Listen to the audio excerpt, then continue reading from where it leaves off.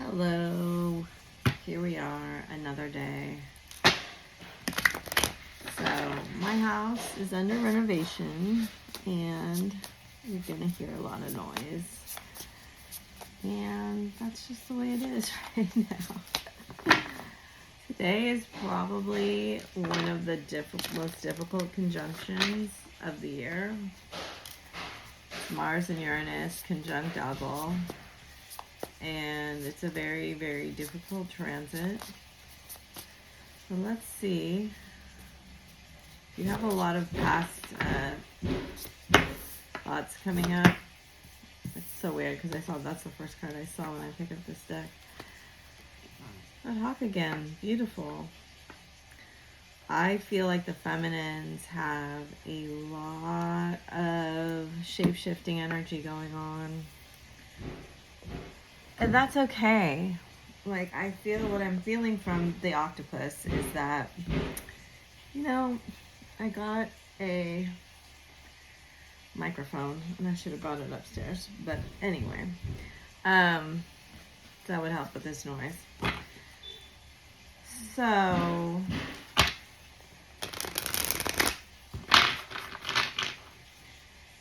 the hawk is this really high perspective of kind of a meta perspective where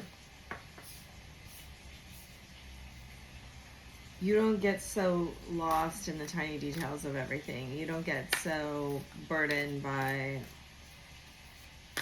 what happened in this moment. It's more of a, where's the big picture?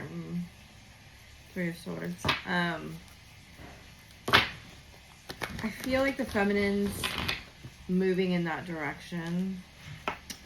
Moonchild and Four of Wands.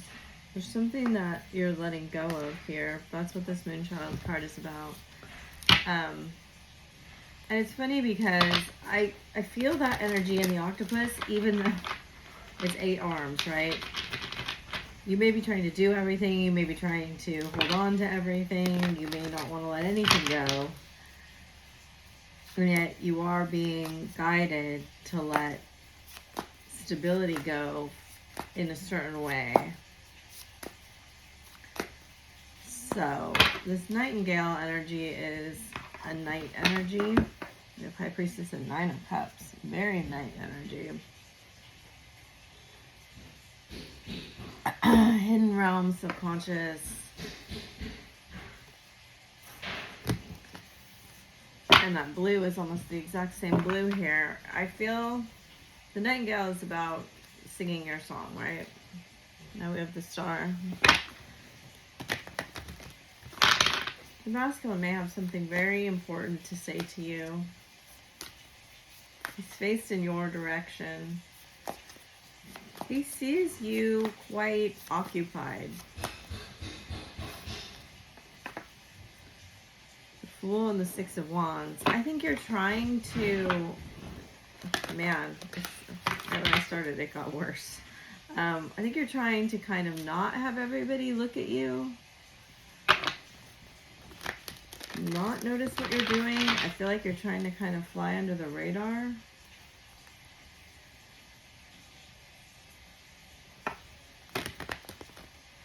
There's this energy of like celebrating while you're crying in a belly, that sort of thing. It may be that your energy's a little misplaced right now. The Empress and Temperance reversed, but you're like, I can't wait any longer. I can't. If this doesn't happen now, when's it gonna happen? Am I gonna go on forever dreaming of my life? Wheel of Fortune. The Emperor reversed. So you're both reversed. Page of Wands. Interesting. Knight of Swords. Page of Cups. Like I said, he's got a lot to say. And it needs to be said. Like now. I don't know what she's holding in this card. 2 of Swords. The Universe. The Devil upright with the Page of Wands. 4 of Swords. Divine Wisdom. Interesting. So, Hierophant. 5 of Cups. Hanged Man. What in the what? What is going on? The Three of Swords again on the bottom of the deck. What is going on here? Page of Wands, the Devil. He's afraid. He's asking the universe for a sign. So normally I think he creates situations, he creates opportunities. He's very good at making things look like an accident or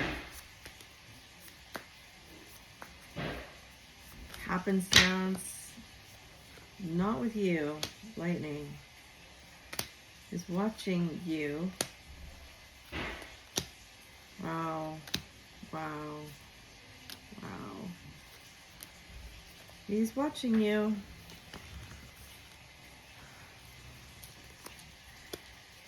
Wedding rings fall on the floor. Paradise, butterfly, mask, camo. He knows he holds within his hands the power to like create or destroy. It's a very interesting energy.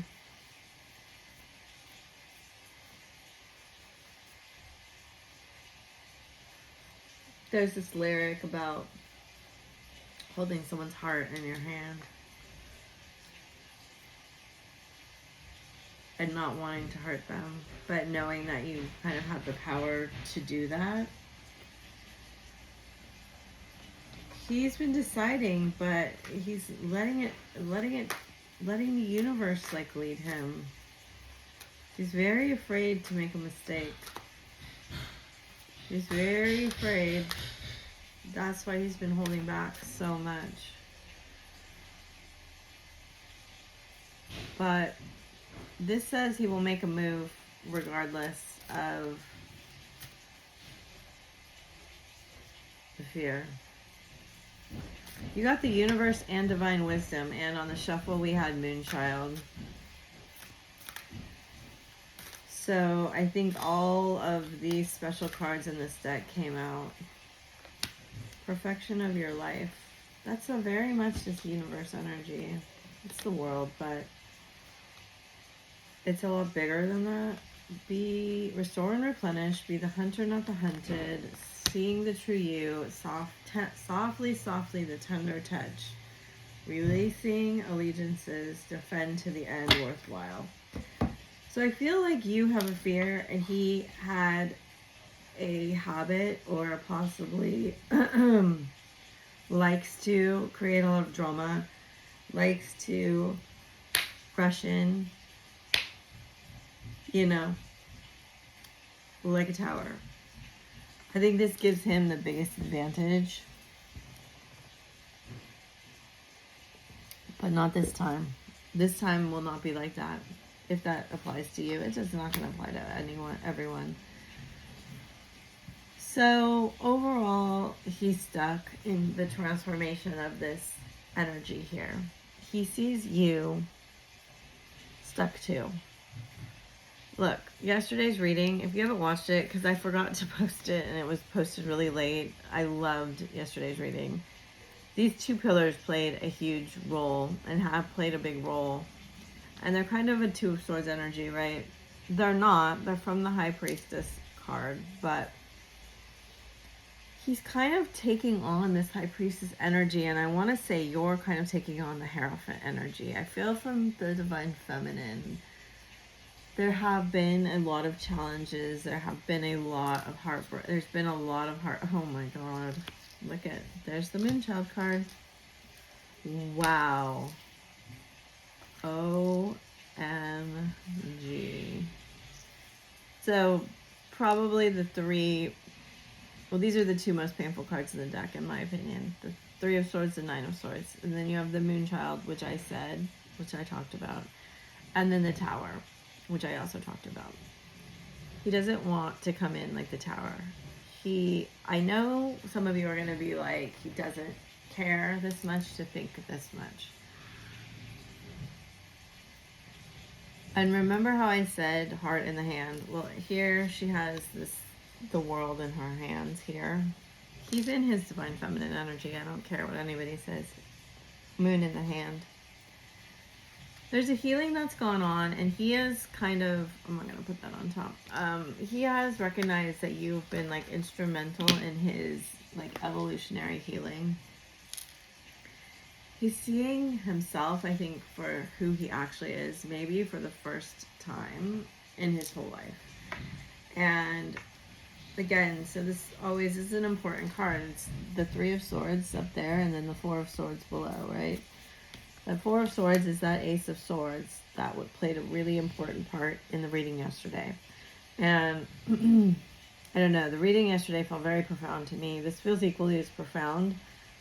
It's more of a backstory, I feel like, to why. So I don't remember. I remember with my eyes. I don't remember with my thinking mind. It's very weird, I know, because I channel. So it feels, I know to people it feels like, oh, I don't think this is important, but I really do. But it's just that I am not thinking about what is going on. I'm just channeling what comes in. And the cards are just there to kind of help me with the visuals of it. Does that make sense? So he's not talking, and that's what this fourth sword below is, right? He's actually in this card sitting in a meditative state with two lights in his palms upward on top of a waterfall. On top of the giant moon, which is bringing this Three of Swords healing, or brought this Three of Swords healing. You are this moon child in this spread. And oh my god, I just get so freaked out sometimes. Okay, if you're watching this reading, promise me you'll watch the reading from yesterday, because in this card we have Caduceus here. Very important yesterday. The Caduceus has the wings on top. No. Wait, let me get it right. The Staff of Hermes has the wings on top, so it has Hermes' helmet here. The Caduceus, I think, has the snake heads. Anyway, it seemed really clear yesterday. It doesn't seem as clear today, but we have the crisscrossed snakes again. There's one that's the Kundalini energy, and there's one that's like the healing energy, and they may be the same thing, but the staffs are different. One has wings on the top, and that comes from Hermes Trismegistus. That's the Caduceus, I believe. I probably just got that really messed up. Now I need to research it. But okay, so the last three readings I've done have been about the points where the masculine and feminine snakes cross over, and we are there. We are at the crossover. You see here, there's resistance to this crossing over. That means that there's like a unification in energy fields. These two pillars, I don't know why. Why are there the pillars and then there's the snakes? I don't know. I don't know why. This is the way they're doing it. But you can see here, there's two pillars on each side and then a door. And I think there was another card with this, but the two with the one, it's a very important 2 into 1 right now. Is very important. You even see here, the Hierophant card here has the two pillars of the High Priestess. You know, if I had a Rider-Waite, I would show it to you. I don't.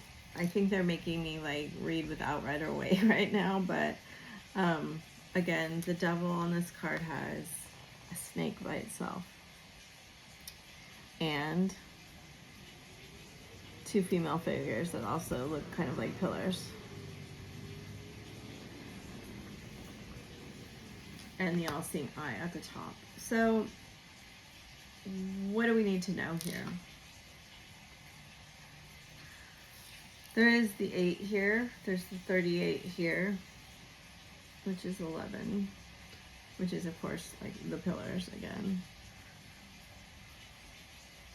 Things are lining up, right? This card is, it's basically an owl with the wisdom, right? This card says divine wisdom on it. This is the flower of life. here she has this flower of life. This is how he's going to come in. It's like 1 minute he's not there, the next minute he's there. Oh, we have the Hierophant here too. Oh, is this the other card? 2 pillars with the door. 1 minute, and you can see that the 2 of Cups is in the doorway. You have to move through this doorway. There's a doorway that's very, very important. We're going to find out. And look at in this card. This is insane. There's 3 of him.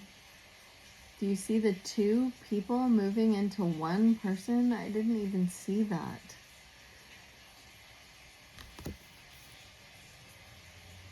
You're going to move through this doorway as 1 energy. I have absolutely no idea what this means. So let's find out. Because it's sort of insane to me. Okay, are these... Okay, let's use these. All of these cards have the flower of life on them. Except this, seeing this review. In the flower of life, there's a lot of symbology, right? Because it's 1 pattern that makes up this whole, you know, you can make all of the energies from this 1 pattern. And there's something here about, I don't know if it's like the flash you get before you die, like you review your life, or if it's some kind of explanation that's given to him from a divine order where, see, Mars, destiny, that's the tree of life right there from Kabbalah, Saturn, Black Moon, Lilith, all those things just move. Look, oh my gosh, you can't make it up. It's so crazy. So I think the 3 readings before yesterday's had this card in this position. Yesterday it came out, but it was just not in that position. Like it was in the stack.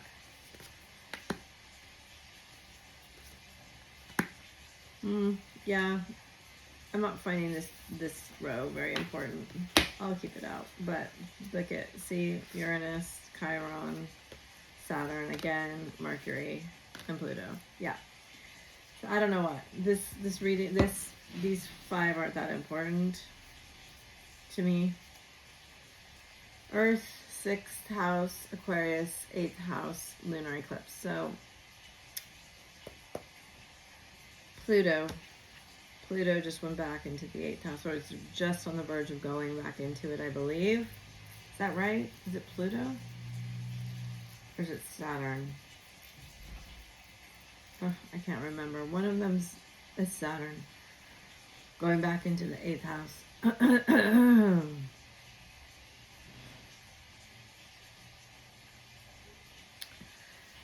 And it's interesting when the 6th house comes out, because the 6th house is just our daily life, right? It's our daily routine. It's our daily jobs. It's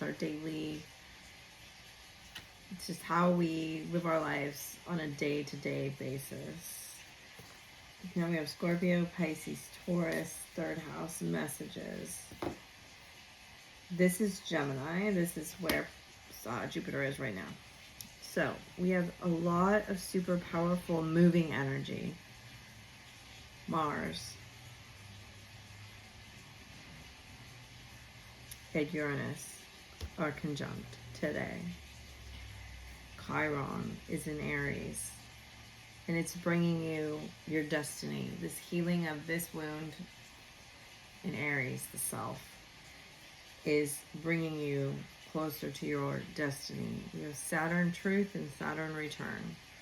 Black Moon Lilith now in Libra. Mercury, I believe it just moved. maybe into Leo, Pluto, and then the grand trine. So all of these forces here are coming together in a way that probably feels super heavy. And I feel like you feel this. I feel like it's a mirrored energy between you two in terms of the place that it falls in your chart. Like, if it falls in the 6th house, if it falls in the 9th house, if it falls in the 1st house, there's something here that is teaching you a grand blessing and bringing you a grand blessing. And when Pluto teaches a lesson with Saturn, right, this is through facing your shadow. Shadows, we have the 11 and the 3 and the 8 and the 48. When the shadow teaches you,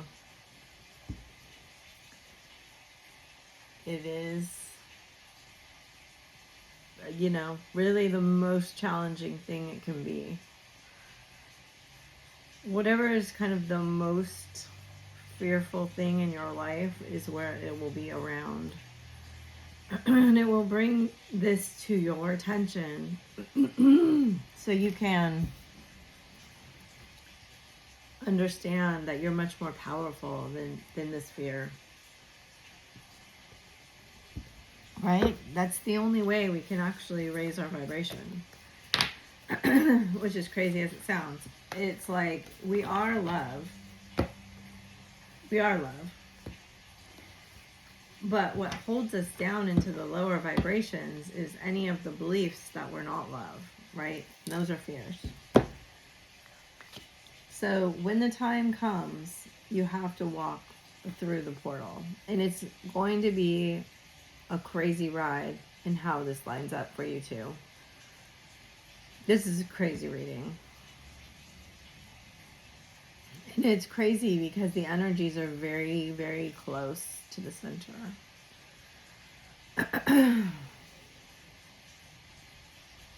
So I talk about the masculine and feminine being on the poles, right?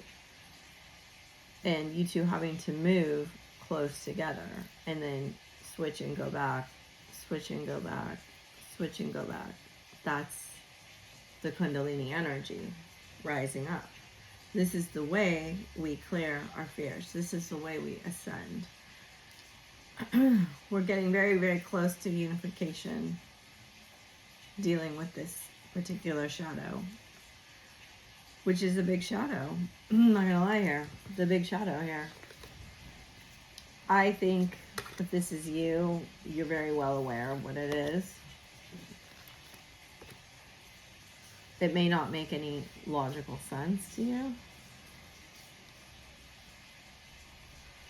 So how do we integrate this, and how do we deal with it, Spirit? What are the tools? What are the ways that we can utilize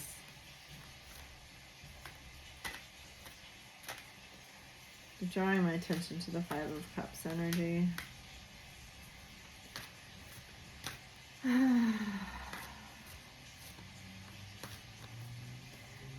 They're showing me there's a stream here, but there's also a stream here up in the sky. There's always energy flowing to and through you. And when I looked at the deck, it said inward revolution, divine masculine, and soul writing.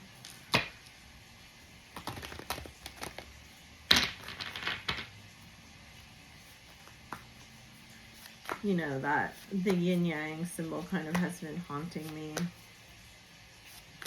like crazy. Channeling, ask your soul, healing, soul song, color, and there is only light. And you could always say there's only love. The next card is soul family, transformation, focus, grounding. I've had no issues with my voice until now, like for a long time. So I can tell that there's something that you're going to have to stand up for, or he is going to have to stand up for. My voice has been clear for quite a while, actually. But I can feel that there's a new block there rising. And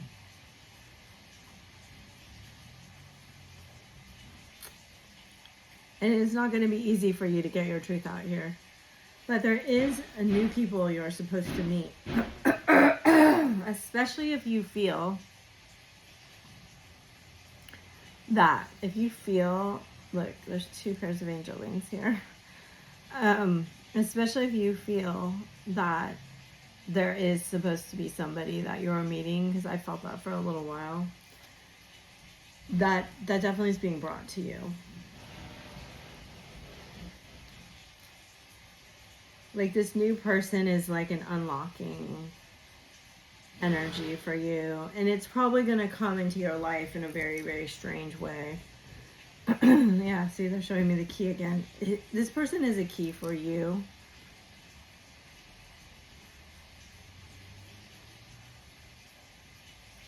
Three of these cards have kind of this, these are hearts, but this is kind of like an orb around the earth. And I feel like this energy is very, actually all of these cards really have this light in the middle. This very powerful understanding of where your, so this is about love and why we feel love and how we feel love and how they're showing me like the figure 8 flowing between 2 people. Heart to mind, to heart to mind, to heart to mind, to heart to mind.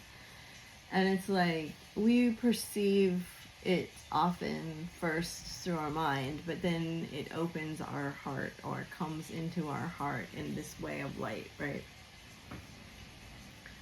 They've been kind of going on and on to me about how protected our hearts are. Important it is for us to understand that our hearts are very strong and always safe, and that there's a like predominant energy in our collective that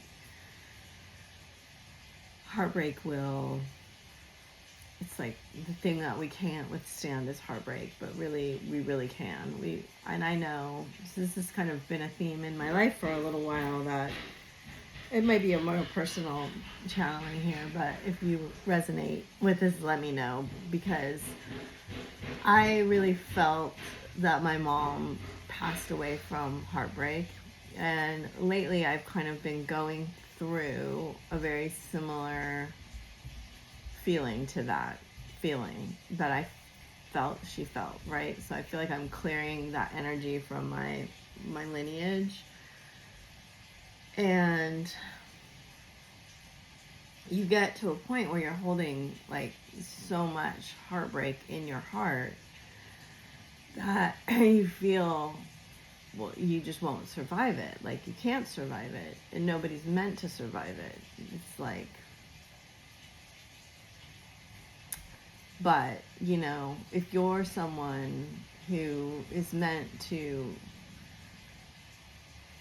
hold a lot of light, you have to transmute a really dense amount of shadow. And I know for someone that's like, what is she talking about? This is a very victim mentality type of thing, right? You have to kind of get to the other side of understanding that you are a transmuter of energies when you're on the spiritual path. That's just what you do. And every time you are accosted, assaulted, you take on heartbreak, and then you realize that it really is not anything about you at all. You heal that, right? Then that's how the vibration raises, which is what seems to be happening in a huge amount here. So I think that the masculine is starting to remember and recall by looking at you who he is, how powerful he is. I think there's like a pain in my head. So it's like he tried to think about this for so very long. Like he was thinking and thinking and thinking. And that just finally broke. Like something in him broke. That's the word they're using. Where he could see himself as this emperor, but he could also see that he wasn't in this energy that he should have been. Look at, say what you mean, family. That looks like Kim Kardashian's outfit she had on at the wedding. Rejection, healing again. Second time. See, rejection, healing, alchemy. Thank you, Spirit, perfect. Patience and have faith, and look at sexual arts, self-love, and selling out, and temptation. For him, I think he is understanding, perhaps for some, not all, why there was such an emphasis for him on like physical love. And how, okay, so remember, I said this yesterday, an explanation is not an excuse, okay? We're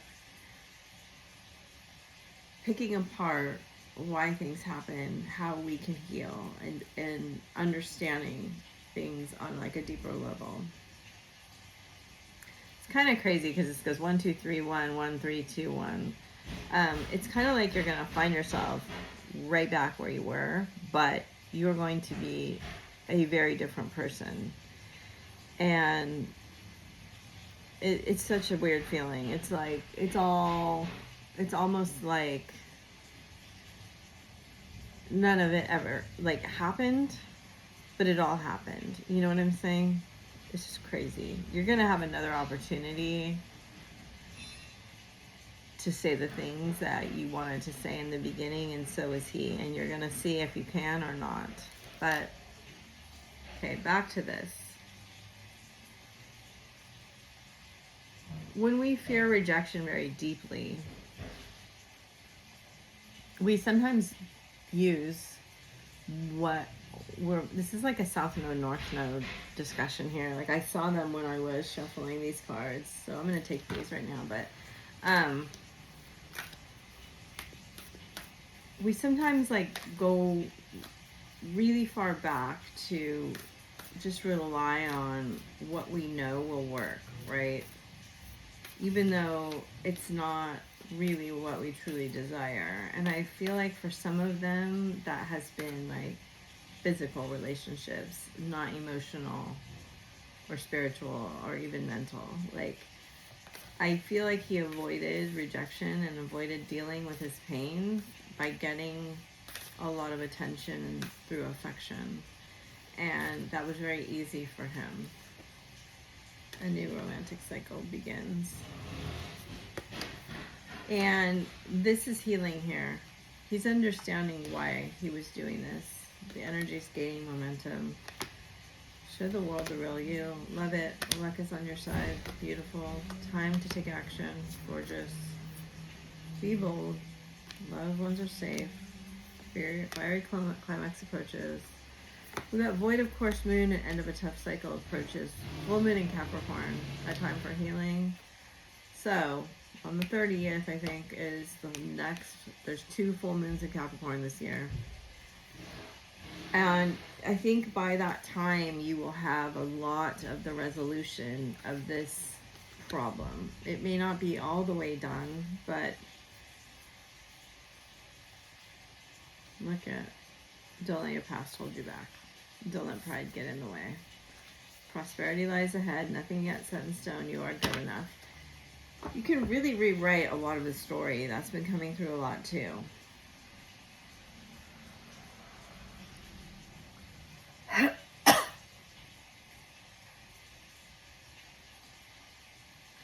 I think you're open, like my ear just cleared. I think you're open to hearing, finally.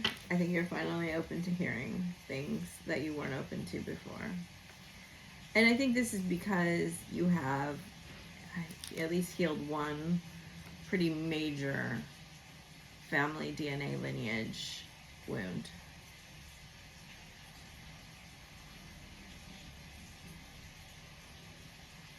I'm just getting this doesn't have to be true for everybody, but I'm getting a real feeling here that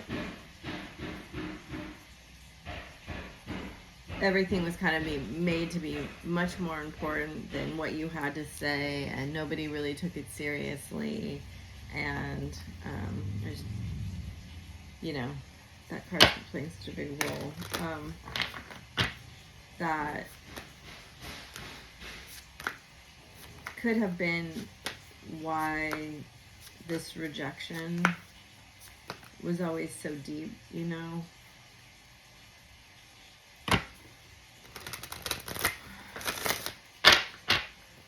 Did I get these already? Look at the pillars and the doorway and the moon with the water all around it. This is going to be very emotional. Gratitude, resilience, realization with the doorway, with the key for Chiron. That's crazy. Fruition, full moon, darkness, yep, faith, creation, change, discernment. A lot, and look at fear, release, abundance, void, resistance. I think there's going to be a point, because it's come up twice in both these cards, that you feel very, very alone. This is sort of the point of this. For some of you, it may be like an actual isolation of sorts. For some, it just may be that you feel completely alone. And I know for me personally, there's been a big emphasis on you have to make really important decisions by yourself, even if it makes other people upset. This is just a process of learning to discern your intuition. It's very important for you.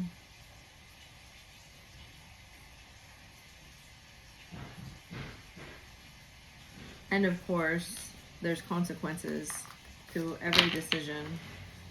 Even if you don't make the decision, there's consequences to it. That's been a big one for me. I think sometimes that we feel like, well, if I just don't do anything, it will be fine. And that's not the case either. Is that the right one? No. Where do these cards go here?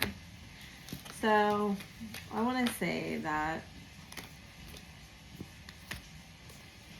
I feel like for a lot of them in this separation, they watch you a lot more than you think that they have. And there was a lot more sadness and missing you than you kind of believed that there was, because of if there was a lot of silence or a lot of inaction or a lot of not decision making, and you weren't seeing a lot of change on the top of things, right? But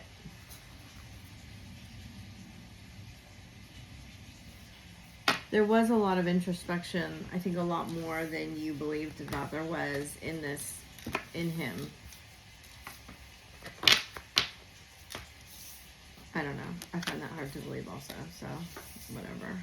But that's the message coming through.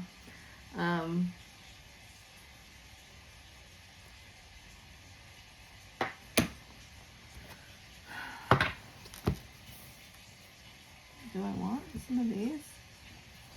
I guess so. I feel like these were kind of similar to the other ones I used, but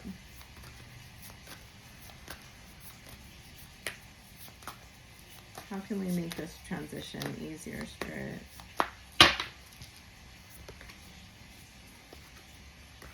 Soul family, inner temple. So 2 pillars and a doorway. Don't dim to fit in. Star mother and get grounded. It's a big energy of pulling the light down to the earth here. Looking deeply in the mirror. Always asking, if you're asking like, why is he doing this? Ask yourself why you're doing it. And keep asking until you actually get the answer. Marco, Cosmic Heart, Animals, Serapis Bay, Saint Germain, the Sun. I mean, the sun, when the sun comes out, that is the truth, right? Here, it's a very masculine energy. Here, it's the 10, and it says it's calling on you to develop your qualities of decisive action, protecting the vulnerable, right? That's exactly how I described the heart. Rational thinking, courage, and strength. Okay, so it says it will renew your enthusiasm for life. If you invoke the sun, it will enable you to help everyone feel welcomed and empowered, which is an important ascension quality. It's that inclusion energy. So Marco, which is a 47 or an 11. And then we have Animals and Cosmic Heart, which is a 2 and a 9, which is an 11. And then we have Serapis Bay, which is 41, which is 5. Master Marco represents the highest galactic confederation of our solar system, his capital of which is on Saturn. He liaises with the Commander Ashtar of the intergalactic fleet to bring us the wisdom and knowledge held by the stellar cultures. He assists Hilarion on the 5th ray of technology, science, and knowledge to enable people to expand their higher mental abilities and develop spiritual technology for the future. Your guidance is to open your mind to communications and connections from other star systems and universes, and ask Marco to assist and protect you. I open to wisdom from the stars. So you can always ask to go to Marco's retreat, or ask Marco to attune you while you sleep or meditate. The Cosmic Heart. This card invites you to open your heart fully and tune into the love radiating from Venus, which is the heart center of this universe. Pure unconditional love is held within Venus at the 9th dimensional frequency, a higher frequency than we can currently access. The angels are suggesting you find time to call on Mother Mary or the unicorns. With their help, you can step down this powerful but gentle love to a level you can handle and bring it into the heart center. Breathe in love and from the Cosmic Heart and radiate it outwards to everyone today. I am the Cosmic Heart. And then animals are just, I honor and respect all animals. They are always playing an important assistance to us. And then Serapis Bay was the keeper of the white ascension flame in Atlantis, and now Kohan of the 4th ray of harmony. He is known as the Egyptian because he worked with an archangel Metatron to suffuse the great pyramids with cosmic wisdom energy at the time of its construction. In drawing this card, you are invited to stand within the white flame and feel its influence. Connect with Serapis Bay and draw his energies of wisdom, cooperation, and dedication to you. He is the only master to work with the Seraphim, and they will shower you with blessings as you tune into this Ascension card. I work with Serapis Bay. All right, I hope this helped you. One of my favorite cards of all time. It's just us two coming together in our energy fields. And I'll see you later. Bye for now.